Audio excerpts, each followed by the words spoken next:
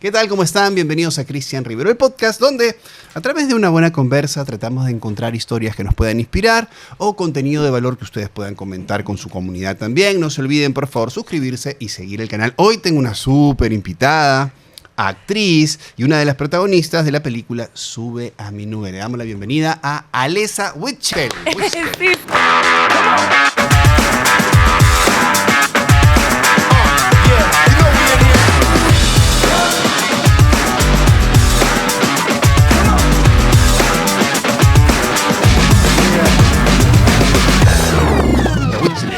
¿Cómo estás, Alessa? Muy bien, feliz de estar aquí. Increíble, ya unas semanas de haber estrenado la pela, hay mucho movimiento, se habla mucho de la película. Haces el personaje de Almendra. Sí. ¿Cómo te fue con eso? Muy feliz. Es un personaje con el que conecté desde que me dieron el casting y ha sido un viaje increíble poder grabar esta película y ahora todo lo que está pasando. Cuando te llega el guión, ¿sabías de la historia? ¿Sabías un poco la trascendencia, el impacto que había tenido Nubeluz acá? No sabía tanto el impacto y la Pero tu mamá sí. trascendencia. Mi mamá sí, pero sí sabía del programa porque yo trabajé años en shows infantiles. A los 12 años empecé a trabajar. ¿En serio? Sí. Entonces en el mundo de los shows infantiles, obviamente las canciones, todo claro, son súper conocidas. Llega de todas maneras. De todas maneras. Ya tenías idea de lo que era Nubeluz. Sí, y sabía también muy bien quién era Almendra. Yo la seguía su carrera y era de esas personas que yo admiraba y dije, wow, qué loco que me toca hacer un casting. Y conecté muchísimo y desde que fui al primer casting, sin ninguna certeza, yo sabía que el personaje era para mí. A veces pasa eso, que vas a un casting y sientes que el personaje es tuyo, eso sentí. Tú sabes que hablé con Silvana hace unas semanas y me decía, pucha, era un proyecto que yo sentía que era para mí. Es más, cuando era niña, cuando tenía 12 años... Ella me ha contado. Que claro, que le decían, oye, tú te pareces a esa conductora. Sí. Y ella decía, uy, si en algún momento se hace una película, yo quisiera. 20 años después lo consigue. ¿Tú Increíble. Sentías que el personaje Almendra era tuyo? Yo sentía que era mío, conecté mucho con la energía del personaje y cuando hice el casting sentí que era para mí. A mí Sergio me enseñó la foto, Sergio es amigo mío personal de la vida hace muchos años y me dijo, mira la foto. Y dije, mierda, huevón, qué igualita. Es igualita. Sí, me dice, ¿no?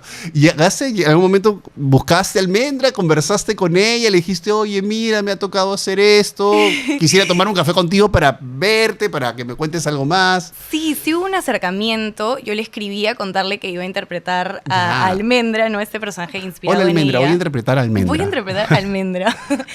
Y que me encantaría conocerla en algún momento, y ella fue súper linda, me agradeció por mi mensaje y me dijo que en algún momento le encantaría tomarse un café. Y hace unas semanas le mandé mi libro, porque yo escribí un libro que se llama El salto de un valiente. De eso vamos a hablar en un ratito, sí, de eso vamos a hablar. Bueno, se lo mandé de regalo porque yo viendo las entrevistas, una de las cosas que ella cuenta en una de sus muchas entrevistas es que ella tenía un abuelo que escapó de Europa a Argentina, siendo judío. Uh-huh. Entonces dije, wow, quiero que lea esta historia. Hay una conexión. Entonces le mandé el libro de regalo y lo recibió con mucho cariño, con mucho amor, súper linda. Ella es increíble. Es un sol. Es un sol, sí. Sí, yo la veo mucho, la verdad, y la verdad que tiene una energía y una paz. Bueno, cuando se molesta también tiene su carácter, ¿no? Cuando se molesta tiene su carácter. Me imagino que es una... Bueno, obviamente el personaje está inspirado en ella, entonces es una de las cosas que explorar todos los matices de... ¿Qué has explorado? ¿Qué has encontrado en este trabajo? ¿Cuáles han sido tus fuentes, tus referencias? Sí. ¿Cómo has ido construyendo el personaje de Almendra? Que además, un personaje que existe, ¿no? Sí. Es más fácil, entre comillas, generar algo en tu imaginación que esté escrito y te dicen, oye, el personaje... Total. Una persona, oye... Existe. Almendra existe y está acá y es así. Claro, primero está la parte del casting, ¿no? Yeah. Para el casting yo me vi un montón de entrevistas, ¿no? Porque hay muchas entrevistas de esa época donde obviamente se ve un poco más la personalidad fuera del show, ¿no? Entonces eso fue lo primero que investigué y obviamente ya después cuando me dieron el papel vi más entrevistas. Me he visto creo que todas las entrevistas del 90 al 94. Y también después era crear el personaje a partir del guión, ¿no? Obviamente es un personaje de ficción al final, que lo hemos construido con las escenas, con Sergio de la mano, ¿no? Muy cerca. Pero lo que sí me llevé desde el comienzo era esa energía de ella, de mucha calma, muy dulce, y era habitar esa energía fue hermoso y me dio, como me empoderó mucho para poder enfrentarme al reto que ha sido hacer esa película, tener como, habitar esa energía de calma y de estar como tener un manejo de las emociones y una madurez que para la edad que tiene el personaje en la película es como de los 20 a los 23, sí. ¿No? Y además era así en la vida real, ¿no? Eran así de opuestas por momentos. ¿Cómo fueron esas escenas, digamos, duras, ¿no? Complicadas con el personaje de Silvana? Creo que Silvana y yo también nos complementamos mucho. Y eso fue súper lindo porque creamos en paralelo una amistad también muy bonita, porque a las dos nos tocó ir a los primeros castings juntas y después esperamos varios meses. ¿Quién más fue al casting? Dime, ¿quiénes más fueron al casting? Sergio no te ha contado. O sea, yo vi una... Sé, pero no puedo decir. Yo vi una primera versión de un teaser que Sergio hizo hace mucho tiempo, muchísimo tiempo. Yo no lo he visto, pero sé. Con otra chica. Sí. Bueno, la chica ya no sé qué pasó, pasaron los años, la pandemia y Sergio retomó el proyecto y ya vino todo. No, pero por favor, ¿quién más fue? No puedo decir. Dime para el personaje de Almendra. Para el personaje. No sé. Sí se puede. ¿Quiénes más fueron? Ya, escriben. Sí, ya. Solamente para saber. ¡Oh! También, ¿no? Tiene un poco... Sí. Sí, mira, no lo había mapeado, pero sí. También era una súper opción. Era una súper opción, talentosa, hermosa. Opción. Pero bueno, pasa cuando el proyecto es tuyo, es tuyo. Sí, exacto. Cuando el proyecto es tuyo, es tuyo. Qué increíble. Cuando algo es para ti, aunque te vayas corriendo y si no, algo no es para ti, ¿no? ¿Cómo han sido las escenas que estábamos hablando con el personaje de Silvana? Porque, digamos, Almendra era de esas personas que contenía mucho. Sí, ¿no? Era la hermana mayor. ¿No? Que contenía. Y así lo viste. Totalmente. Esa fue tu imagen. 100%. Además, o sea, yo soy chiquitita, ¿no? Yo mido 1,60, pero para el casting me puse unos tacazos y en la película... ¿1,60 mides en serio? Sí. Con tacos gritando. Un poquito.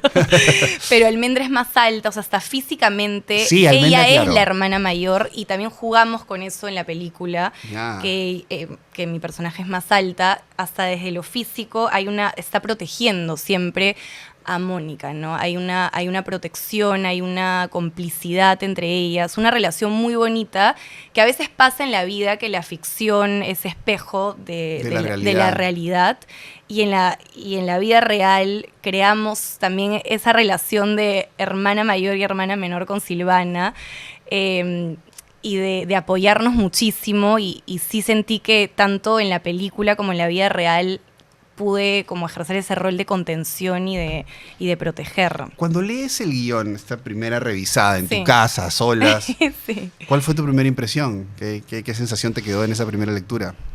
Me sentí muy conmovida porque el guión tiene todo, ¿no? Tiene momentos de alegría, tiene momentos de tristeza, como la vida misma, ¿no? Entonces dije, wow, realmente han reflejado esa experiencia de poder sentir el abanico de emociones que es estar vivo, ¿no? Entonces eso me dejó, ¿no? Como tuve una respuesta muy emocional al guión, ¿no? A la historia de ambas y sobre todo de Mónica, ¿no? Y en el transcurso de la historia, ¿sientes que Almendra también necesitaba ser contenida en algún momento? Por supuesto, por supuesto. ¿Por qué? Porque yo creo que cuando tú eres la que siempre está conteniendo, necesitas también eso, pero no lo pides porque tú estás ocupando ese rol. Creo que a mí misma me pasa, como Alesa, me pasa que cuando tú estás cuidando a todo el mundo, o sea, ¿quién cuida a la persona que está cuidando al resto, no? Es como, ¿quién claro. asume Si yo no me hago cargo, ¿quién se va a hacer cargo? Entonces no puedo preocuparme en mí si no tengo que estar... Exacto. Entonces sí hay momentos en los que ella lo necesita, pero no tiene a quién acudir necesariamente, ¿no? En la historia. Entonces sí hay una fortaleza, ¿no? Y hay un no poder mostrar esa vulnerabilidad porque la otra persona necesita más ayuda que tú. Entonces creo que eso demuestra una fortaleza y una madurez increíble, ¿no? Y en la construcción del personaje, ¿por qué crees que tu personaje no sale de esa relación? Porque estaba enamoradísima. No, y no veía. En mi construcción del personaje. Claro, en tu construcción. Sí, en mi construcción, Almendra es enamoradiza, es apasionada y está muy enamorada y le encanta el amor de cuento de hadas y es lo que siente que tiene con esa persona, ¿no? Que además, en la historia, sí se hace pasar por la persona que la protege, ¿no? Entonces le hace creer que la protege cuando en realidad no lo está haciendo, según mi punto de vista, claro. ¿no? Y sientes que, según tu punto de vista, este personaje siempre estaba para los demás. Sí, como siempre. Que finge que está para los demás, claro. No es muy como de se la coloca forma, en esa posición porque es la circunstancia. Exacto. Entonces sí creo que viene a ser una suerte de villano en nuestra historia, un poquito, ¿no? La palabra villano es un poco fuerte, pero sí, viene a ser un poco antagónico. Ya, pero no porque sea una villana, sino porque es la contraparte. Él. No, digo él. Marcelo. Marcelo. ¿Qué pasa con Miel? No. Él viene a ser una suerte de villano. Ya. Sí, él viene a ser una suerte de villano o antagónico un poco en la historia. Ya ha pasado varios meses después de la filmación. ¿Qué te ha dejado esta película cuando ya cerraste? Dijeron corte, escena final, listo, me quito las lentejuelas, el traje de Dalina. Pasa un mes, 2 meses, te sientas y ¿qué sensación te dejó? Ha sido de las experiencias más bonitas de mi vida y la he podido disfrutar muchísimo. Yo creo que eso, mucho agradecimiento, una energía muy, muy vivaz. Mi último día de rodaje creo que no es coincidencia, porque yo creo que nada en la vida, en este tipo de cosas, cuando hay magia es coincidencia. Mi último día de rodaje grabamos Que siga la fiesta. Ya. Y fue en un parque. Con la lluvia. Con la lluvia, cayó la lluvia, teníamos que, era una toma, porque cuando caía teníamos que hacer el baile, los nervios a flor de piel. Y terminó la canción, era la última escena. Y por los reflectores y la lluvia falsa, ¿no?, que salía de los bomberos, se crearon como unos arcoíris, sí. Ajá. Bueno, yo siempre digo, hay una explicación científica para eso. Por supuesto. Pero, el día que hicimos nosotros, hablando de esta cuestión de magia, de cosas que pasan, que tú dices, sí, puede pasar, ¿no? O sea, está dentro de las posibilidades, pero... Total. Pero hay algo mágico. Hay una sensación ahí que tú dices, hay algo que me está produciendo esto. Y en uno de los reencuentros de Nubeluz, que no fue sino el anterior, en pleno ensayo, en una lima gris, nos salió un arco iris. Wow. Nos salió un arco iris. Y creo que fue Almendra la que lo vio y me dijo, chicos, vengan. Y salimos al escenario a verlo. Claro, todo el mundo en un mar de llanto, ¿no? Ay, no sé. Porque claro, todo el mundo tenía un significado especial, porque además fue, y ya te hablo desde una persona que ha estado en el proyecto, o sea, en el programa. Yo he estado en el programa. Yo he vivido el programa. Yo sé, por supuesto. O sea, yo las conozco, yo he estado ahí.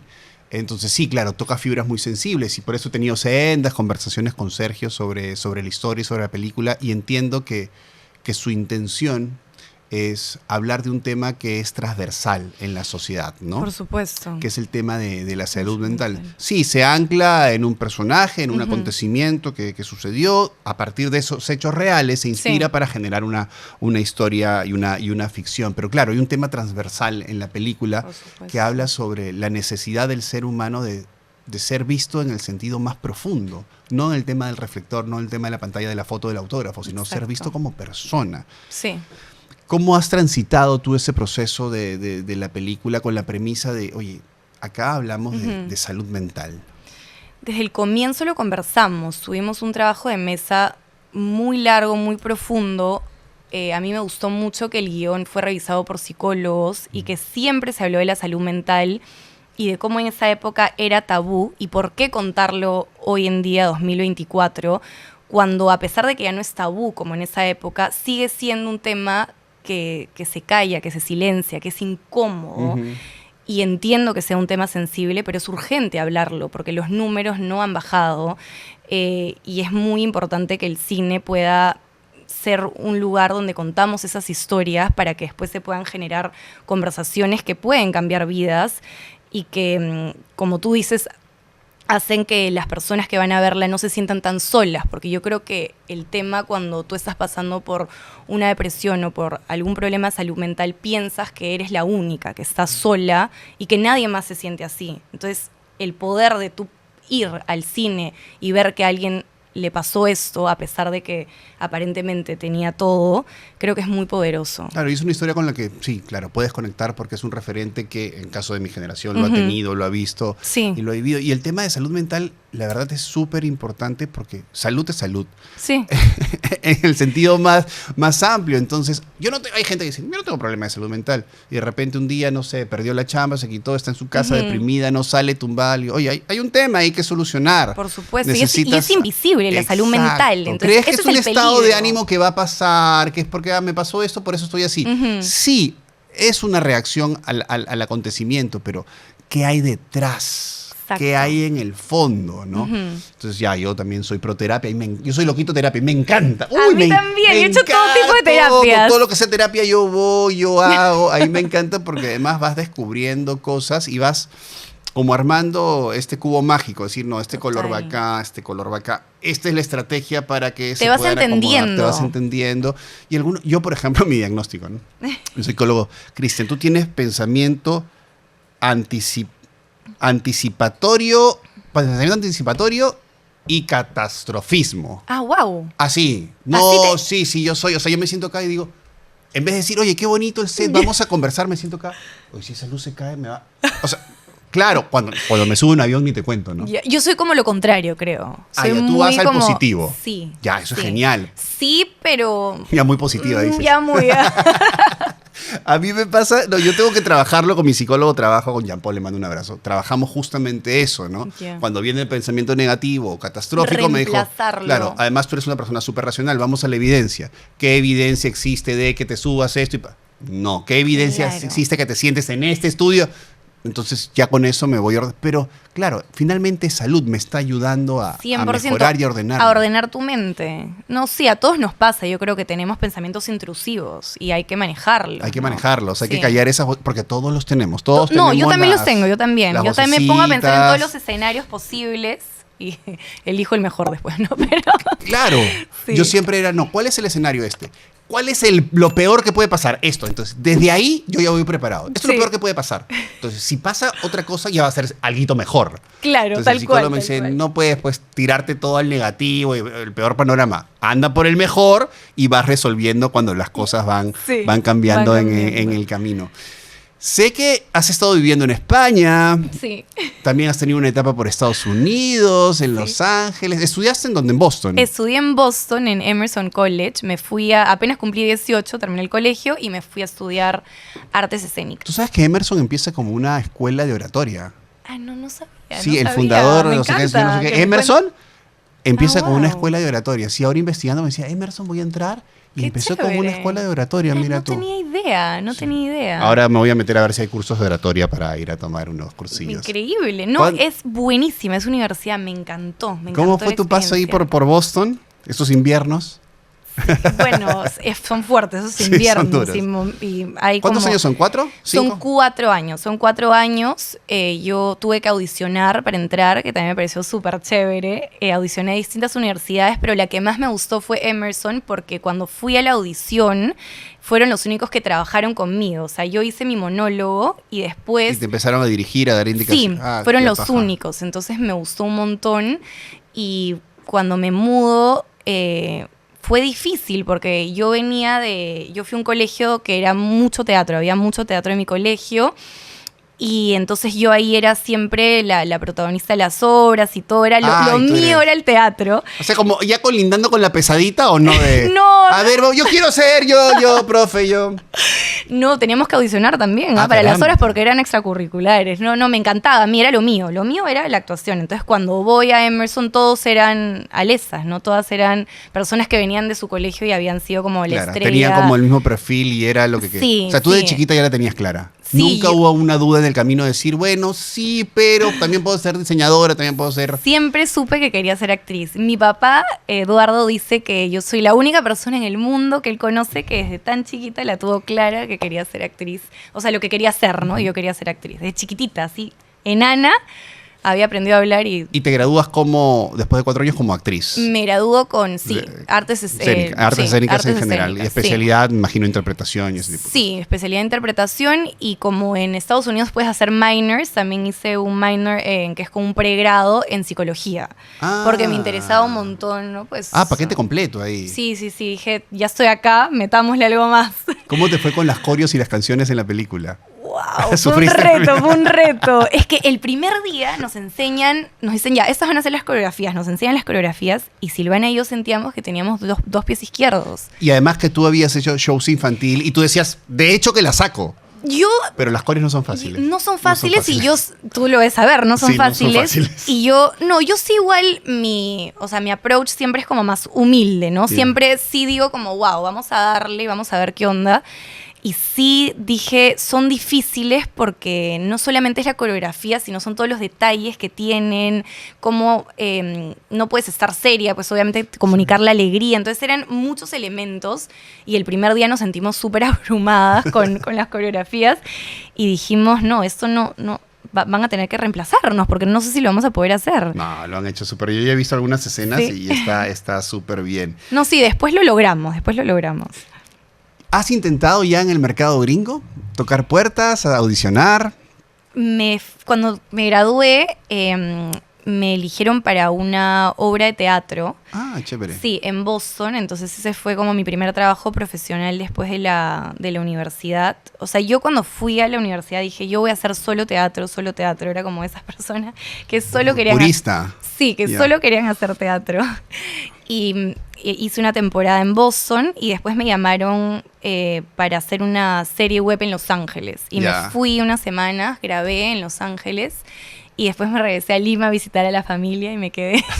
Pero acá has hecho varias cosas. En Torbellino 20 años coincidimos, creo. Sí, coincidimos. Ya ves, tienes el último, La Rosa de Guadalupe. El airecito. El airecito, Tengo mi escena con el airecito. ¿En serio? Sí. ¿Y el mercado mexicano es un mercado grande también? ¿Te interesa? Me interesa un montón. Yo creo que es el siguiente paso. Porque estamos cerquita y hay maneras de llegar. Pero yo te hacía viviendo en España, que era lo último que sabía, pero ahora me dices que no, que estás acá en Perú. Sí, estoy acá en Perú. Atención, productores, está en Perú. Estoy en Perú. Ya te debes haber movido, ya ves. Sí, me fui un tiempo y me encantó. Fue un aprendizaje como persona y también... ¿Te fuiste a estudiar o simplemente a...? Hice muchos entrenamientos allá. Con Javi Luna, lo recomiendo, apúntenlo. Está buenísimo. Javi Luna, sí, de verdad. Él con Tonucha Vidal, que es una directora de casting súper top, súper capa.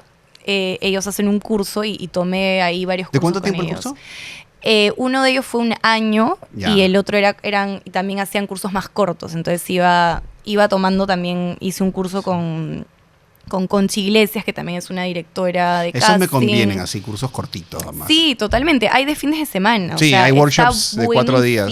Me encantó. Lo que no está tan bueno es tantas horas también. Amigas, ese es otro presupuesto. Es fuerte. Pero igual yo, si bien me fui 2 años a España, he estado yendo y viniendo, porque además grabé la peli en ese tiempo. Hice el casting, todo, mientras estaba viviendo en España. Y ahora te quedas por Perú, ¿cuánto tiempo? ¿Tienes planes de proyectos acá? ¿Cuál es el siguiente paso para ti en tu carrera? O sea, tú dices, oye, yo en unos 10 añitos tengo que estar ya posicionada en tal mercado. ¿Te inclina más por la tele, por el teatro, por el cine? ¿Te da igual con tal de actuar? Quiero hacer un poco de todo. La verdad, yo siempre he ido donde tenga trabajo, voy a estar. Siento que eso es algo muy bonito que nos da la actuación, que a veces te mandan un proyecto en otra parte del mundo. Entonces estoy muy abierta al mundo y a que donde salga trabajo voy a estar. Que el universo decida, dices. Sí, soy muy de que el universo decida y entregarme a eso. Hay un libro que me encanta que es El universo te cubre las espaldas, de Gabby Bernstein, y me gusta muchísimo porque no quiere decir que no dejes de trabajar por tus sueños, pero también soltar un poco y tener fe y confiar. Eso es bien importante. Eso también lo trabajo con el psicólogo. Yo soy aprensivo con algunas cosas y me dice, Cristian, o sea, tienes que aprender a soltar. Sí, que los planes del universo, de Dios o en lo que tú creas son mejores que los tuyos. Me contabas, hablando de planes del universo, ¿qué has hecho? ¿Se puede hablar del casting que has hecho para Para el de... Sí, o sea, yo creo que sí, porque hice el casting y ya No, y uno acá suelta. que este programa lo vean por allá, claro, imagínate. o de repente lo ven y se acuerdan. Y te dicen de verdad. Van a hacer una serie sobre... O sea, hay un proyecto de una serie sobre Shakira en la época del juicio. Sí, que ella no es la protagonista. La protagonista es la persona que trabaja todo ese juicio, la funcionaria. Ya. Y para eso hice el casting. Y yo hice el casting para el personaje inspirado en Shakira, que no se llama Shakira y que querían que sea latina, pero que no sea colombiana, para que Shakira no los pueda enjuiciar. O sea que hiciste el casting para... Hice el casting para este personaje inspirado en Shakira. ¿Y cómo fue ese casting que te pedían? Increíble, o sea, eran 2 escenas y una escena larguísima con un montón de texto donde ella le explica por qué había estado... era sobre ese tema tributario que ella tenía. Sí. Que terminó pagando como 3 millones de euros, creo, para salir del tema. Entonces ella trata de explicar cómo es su vida, ¿no? Cómo es su vida, que tiene que ir y venir, y cómo eso le ha costado, a pesar de tener toda esta fama, eso le ha costado su relación, ¿no? Entonces el casting, cuando me llegó, aparte yo soy fanática de Shakira desde chiquita, me sabía todas las canciones, entonces dije, o sea... Pero te pasó como con la película que decías, siento que esto... Sentí una conexión muy grande con la historia, con el hecho de que era Shakira o inspirado en Shakira, pero claro, sabía que era... Era abierto además. La competencia fuera es brutal. Sí, y no sé si se ha hecho el proyecto, no lo he visto, entonces nunca se sabe. Está ahí en pendiente. Estoy en pendientes. Bueno. También es complicado, ¿no? El proyecto, teniendo a Shakira. Sí, hay mucho tema legal ahí de por medio. Bueno, Alessia es una caja de sorpresas, es actriz, nos ha contado su paso por la escuela Emerson, lo que ha hecho afuera, lo que ha hecho acá. Ya está en cines la película Sube a mi nube, pero también ha escrito un libro hace un tiempito que se llama El salto de un valiente y es un libro hermoso. Cristian, ¿ya lo leíste? No lo he leído, pero he escuchado varias entrevistas donde ella habla del libro y es la historia de su abuelo. Con eso regresamos en un ratito. Seguimos aquí en Cristian Rivero, el podcast. Hoy tengo a Alessia Wichtel. Perfecto. Ahora me salió bien. Una de las protagonistas de Sube a mi nube, que ya está en los cines. Ella interpreta el personaje de Almendra. Hemos hablado de todo un poco, pero también tienes una faceta de escritora.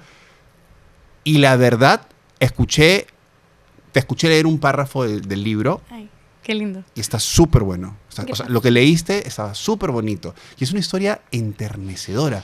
¿Por qué tu abuelo decide solamente contarte la historia a ti? Es una gran pregunta que hasta ahora me hago. Porque ¿O fuiste tú la única que le tocaste la puerta a tu abuelo? Cuéntame la historia porque necesito el ensayo del colegio. Un poquito de ambas cosas, ¿no? Hay preguntas a las que nunca vamos a tener respuestas porque yo no se lo pregunté explícitamente, pero obviamente con el tiempo me han llegado distintas respuestas y sí, una de ellas es que yo fui la única que le pregunté, oye, cuéntame tu historia. No, de repente nadie más le preguntaba. Quiero saber tu historia, pero también hay una explicación que es muy común en los sobrevivientes del Holocausto, que ellos no le cuentan a nadie su historia, y menos a parientes cercanos como la esposa o el hijo, no sino que eso. se saltan a los nietos, por ejemplo, ¿no? Sí, es algo como se sabe que eso sucede, porque obviamente hay un trauma ahí y hay una dificultad de poder hablar de estos temas. Y yo creo que conmigo lo que sucedió es que teníamos una relación muy especial, que conversábamos muchísimo. Yo desde chiquitita tenía conversaciones con él así larguísimas. Él me contaba cuentos, yo le contaba cuentos. Entonces un poco empezó así, ¿no? Yo creo que él también, porque él de alguna manera tuvo que dejar de ser niño porque empezó la guerra. Y yo creo que él volvió a ser niño conmigo, con su nieta. Y nos contábamos historias y yo en un momento le dije, quiero que me cuentes la historia de tu tiempo en el Holocausto. ¿Y sentías el dolor cuando él te lo contaba? ¿O te lo contaba desde un lugar como...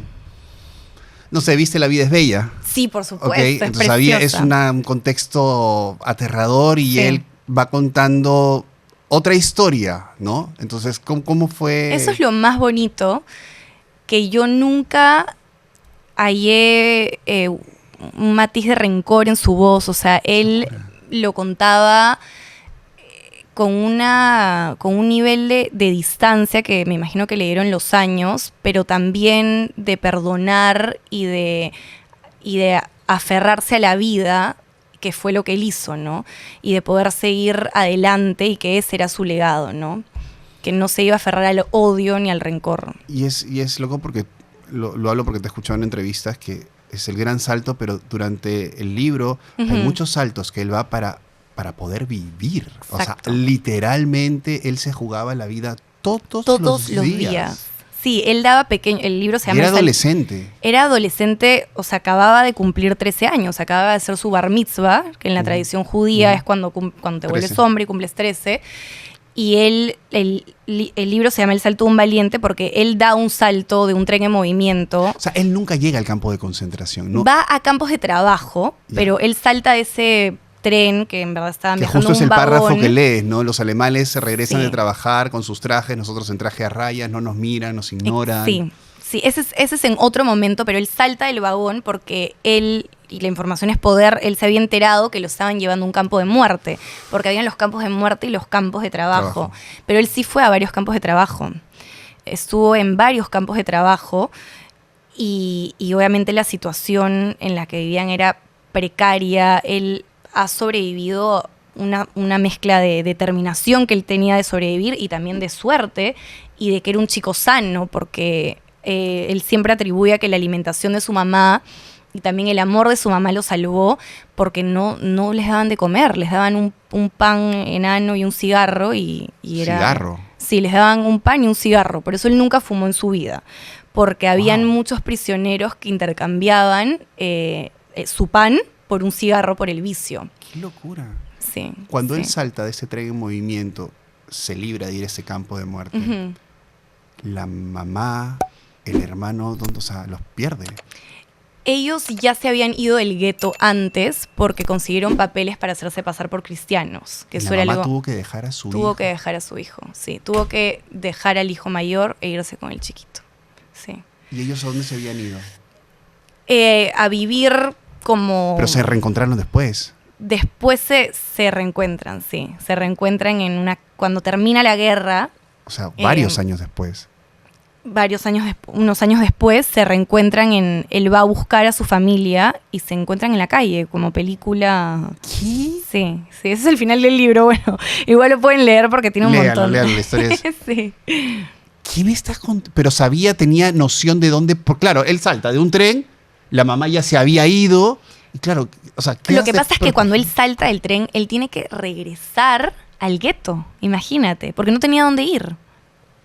Entonces él tiene que volver al gueto, a su prisión, él tiene que regresar. Y de ahí lo mandan a campos de trabajo. De trabajo. Sí, o sea, el libro tú lo lees y dices, ¿cuándo va a salir de esto? Porque sale y regresa. O sea, es como... ¿Cómo llega a Argentina? Eso ya pasa después, eso ya no está en el libro, un segundo libro. Es un segundo libro. Sí, sí. Qué historia, pero eso está para guión, ¿ah? No es cierto, yo creo que sí. Pucha madre, sí. Sería un peliculón. De verdad que sí, o sea, trabájalo y algún productor lo querrá hacer. No, lo voy a hacer, lo tengo pendiente, me encantaría. Ya lo traduje al inglés para que también se pueda leer en más idiomas y ahí... ¿Y este libro lo sacas post fallecimiento, o sea, post cuando tu abuelo ya no está? Sí, sí. Varios años después. ¿Qué te dijo tu papá cuando lo leyó? Yo se lo regalé por una Navidad, se lo regalé, o sea, el manuscrito, y se puso a llorar de la emoción. Me agradeció porque él no sabía la historia en detalle del papá, entonces me agradeció muchísimo, con lágrimas y con emoción y con un abrazo. Pero lo que has hecho ni siquiera es un detalle, es un regalo de vida, ¿no? Lo que le has hecho al abuelo... porque has transmitido sus memorias, lo que le has hecho a tu papá, porque el abuelo no le contó la historia. Sí. La verdad que es increíble. Y estás trabajando en otro libro. Sí, estoy trabajando. No para. Pero este libro también tiene su etapa, su cosita feeling, porque lo estás haciendo con tu mami, me contabas. Sí, lo estamos coescribiendo. A ver, cuéntame. A mí siempre me encantó escribir por mi mamá, ¿no? Porque ella siempre nos leía cuentos, después libros, y nos inculcó mucho el amor a la literatura. Y la primera vez que no le pedí ayuda ni le mostré nada fue cuando escribí este libro, El salto de un valiente, porque yo quería hacerlo yo sola y quería que sea algo mío. pero ya cuando lo había publicado y todo dijimos, oye, deberíamos escribir algo juntas, porque aparte escribimos parecido, tenemos como... Cuando escribimos juntas es como si una completara el pensamiento, nos complementamos un montón. ¿Y de qué va el libro?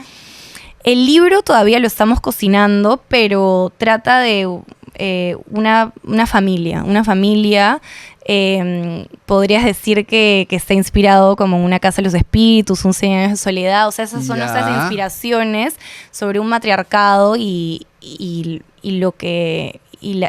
lo que pasa entre las familias, ¿no? Y lo que heredamos, y que a veces heredamos el dolor de otros familiares, heredamos lo bueno, heredamos lo malo. Yo he leído textos que dicen que el dolor se puede heredar, o el trauma se puede heredar. Y el dolor también. Hasta 3 o 4 generaciones. Claro, hay un libro que es Este dolor no es mío. Exacto, ese libro. Y en las constelaciones, no sé si alguna vez has constelado, que te vas a hacer todo tipo de terapias.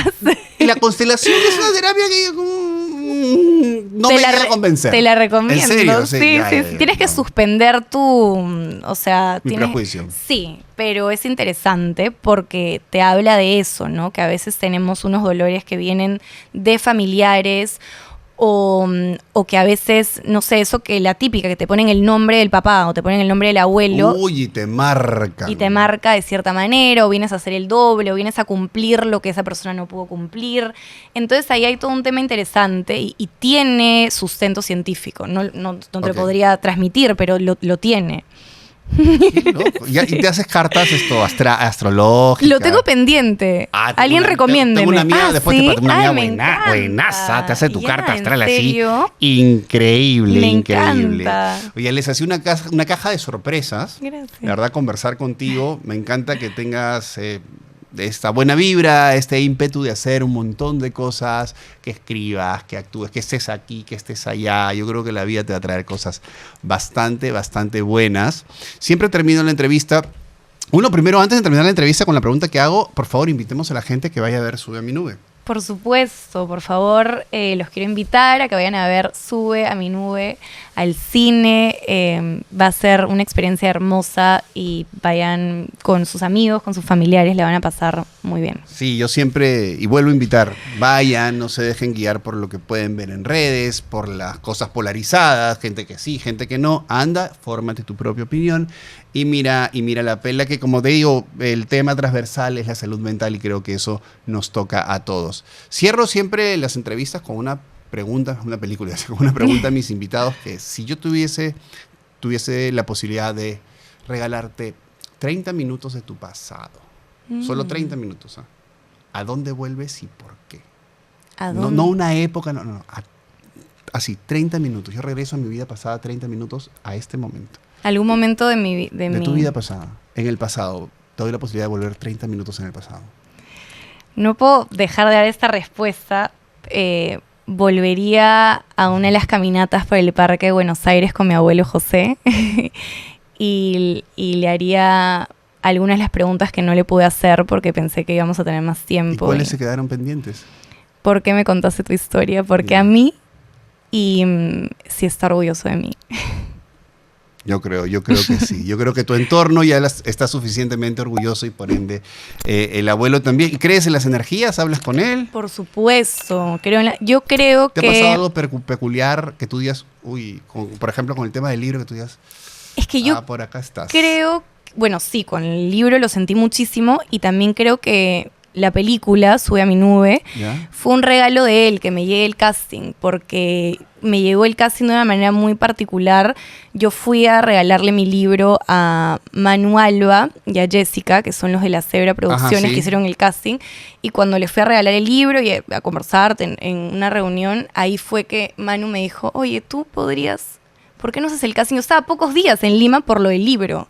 Y ahí fue que hice el casting. Y sentí que hubo una sincronicidad y que fue un regalo de mi abuelo. O sea, el casting llegó por casualidad. Por casualidad, cuando yo le fui a regalar el... Sí. Y te dicen, oye, a verte... Sí. Y te bajaste a tu... ¿Por qué eres así? Te bajó a tu compañero. No, mentira. Era tuyo. Bueno, les ha sido un placer. Gracias por haber estado con nosotros. Un fuerte aplauso para ahí. Aplaudan, oye, que están ahí. Gracias. Gracias, Alessa. Vayan a ver Sube a mi nube.